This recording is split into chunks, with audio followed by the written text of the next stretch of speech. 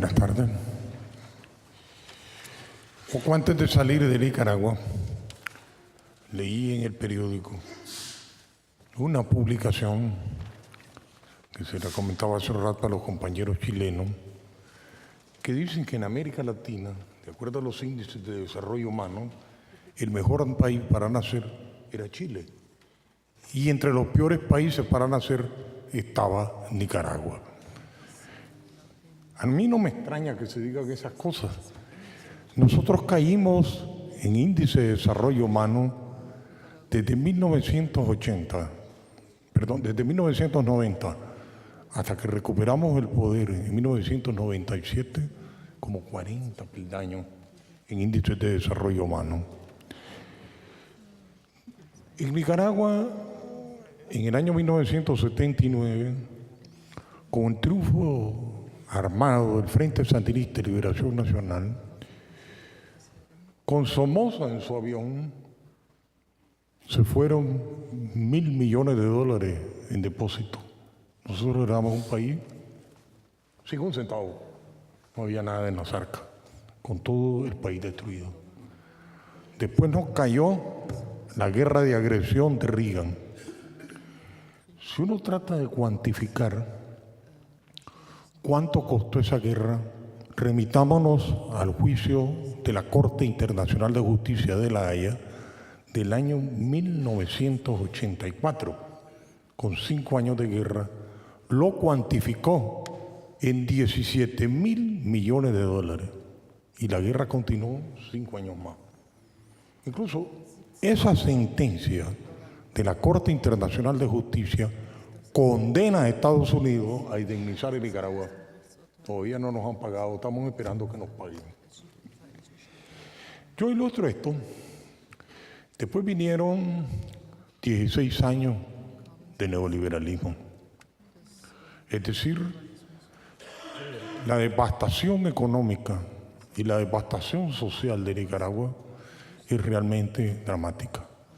Caímos a ser, junto con Haití, de los países más pobres de América y entre los países más pobres del mundo. Sin embargo, al tomar nosotros nuevamente las riendas del poder, heredamos un país en una situación absolutamente dramática de pobreza, pero con una ventaja sobre un montón de procesos sociales que se han dado en estos países de América Latina. En primer lugar, somos fruto del triunfo de una revolución armada que acabó con todo el antiguo poder. 16 años de neoliberalismo no fueron capaces de revertir totalmente ni el esquema de propiedad ni el esquema del poder del Estado. Retomamos el gobierno como principal instrumento de desarrollo y de políticas sociales y de políticas económicas. ¿Cuál fue la primera medida anunciada al día siguiente de la toma de posesión del comandante Ortega? Hacernos miembros plenos de la alternativa bolivariana para los pueblos de América. Para nosotros, los nicaragüenses, realmente esto fue estratégico, porque Nicaragua es un país con agua en los 2 océanos, con tierras, las tierras más fértiles de Centroamérica, el país que tiene más aguas en Centroamérica y con otra virtud inigualable. Un lugar en que había habido redistribución de la riqueza principal del país, la tierra. La reforma agraria del Frente Sandinista de Liberación Nacional en los años 80, sumada a la reforma agraria de la desmovilización de la guerra, había dejado en manos de una enorme cantidad de propietarios las principales tierras del país. Estas tierras, para que tengan ustedes idea, en solo el primer año del gobierno del presidente Ortega, se tituló más tierra que en los 16 años del neoliberalismo. El neoliberalismo pretendió retornar esa tierra a sus antiguos propietarios, negándoles el título. La gente se aferró fuerte a la tierra. Ahí hay un montón de experiencias que tendríamos que tener un panel para explicarla, pero bueno, ese es a grandes rasgos el país que heredamos. Un país en que no había ni siquiera luz eléctrica, es decir, no habían hecho inversiones en desarrollo eléctrico, y resulta que se instalaron ahí las generadoras que nos donó Venezuela, con técnicos cubanos, que nos devolvieron en un país que tenía 13 horas de electricidad y 11 horas de oscuridad diario. Imposible producir en un país así. Dichosamente, hemos subido 23 peldaños en índice de desarrollo humano en estos 6 años de gobierno. Porque cuando nosotros queremos hablar de socialismo, un primer principio del socialismo es que haya riqueza que de redistribuir. Entonces, lo que teníamos que poner al país a caminar para crear la riqueza necesaria para distribuir, con la característica de que ya había habido la distribución de la reforma agraria de la principal riqueza del país. Entonces resulta que ahora somos un país de pequeños y medianos productores agrícolas, grandes productores de alimentos, grandes productores de nuestras minas, de nuestros mares, que nos está llevando a tener, y dicho por todos los técnicos, el desarrollo económico más robusto de América Central y entre los más sostenidos de América Latina. Pero ¿qué es lo que pasa? Estábamos en el fondo del abismo. Entonces, salir hacia arriba, creciendo un 5%, va a tardar unos cuantos años. Pretendemos crecer más en medio de una crisis económica internacional. Es sumamente difícil. A la vez, teníamos otro problema, el restañar las heridas de la guerra de liberación y la guerra de agresión que nos dio Reagan. Es decir, un país que pasó en guerra continua prácticamente 13 años, que dejó una cantidad, y los años de neoliberalismo. Solamente les voy a dar un ejemplo de lo que es el neoliberalismo. La revolución hizo la Cruzada Nacional de Alfabetización, que redujo el índice de analfabetismo a un 5%. Nosotros lo encontramos el país con un 68% y lo retrocedimos al 5%. En 16 años de neoliberalismo lo volvimos a heredar con 14%, porque claro, se cerraron escuelas, se cerraron programas y todo. Hoy ya tenemos el país nuevamente alfabetizado. Heredamos un país con un sistema nacional único de salud. Encontramos todos los hospitales colapsados y todo el sistema de salud destruido, igual que la cuestión económica. Entonces, a partir de los programas sociales patrocinados con los fondos del ALBA, hemos desarrollado 40 programas sociales que están restañando las heridas, pero a la vez convirtiéndose también en un factor económico. Solamente voy a tomar un programa de ejemplo, el programa Hambre Cero.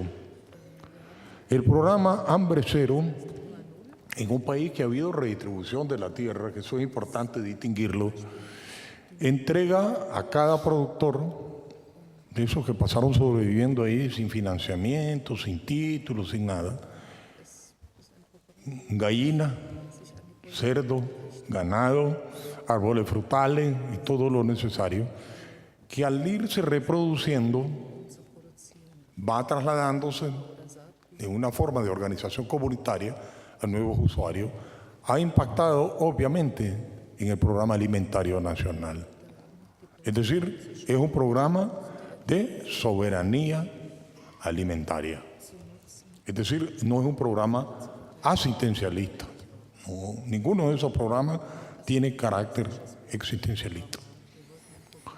Para que tengamos una idea de lo que es la economía de Nicaragua.